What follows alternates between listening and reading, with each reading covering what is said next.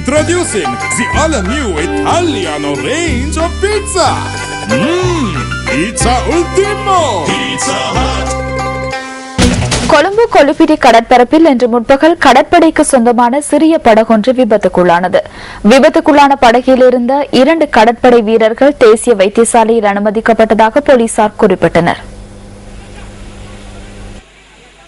கொள்ளுப்பிட்டி கடற்கரை வீதியை அண்மித்த கடற்பரப்பில் இன்று முற்பகல் கடற்படைக்கு சொந்தமான சிறிய படகொன்று விபத்துக்குள்ளானதாக கடற்படை பேச்சாளர் கொமாண்டர் கோசல வர்ணகுல சூரிய தெரிவித்தார். விபத்தில் உயிர் தப்பிய கடற்படை வீரர்கள் 2 வைத்தியசாலையில் அனுமதிக்கப்பட்டுள்ளதாக போலீசார் கூறினர்.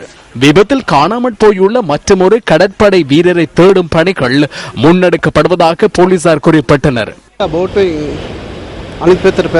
படகு கவிழ்வதை கண்டேன். அதிலிருந்து 3 எங்கு வந்தனர்.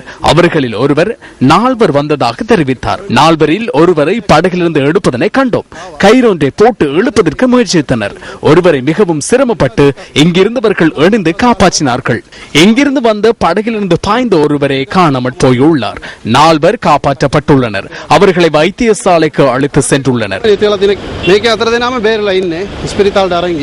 படகு விபத்துக்குள்ளானமையினால் வைத்தியசாலையில் அனுமதிக்கப்பட்ட 2 நிலைமை கவலைக்கிடமாக இல்லை என தேசிய வைத்தியசாலையின் பணிப்பாளர் டாக்டர் அனில் ஜாசிங் குறிப்பிட்டார்.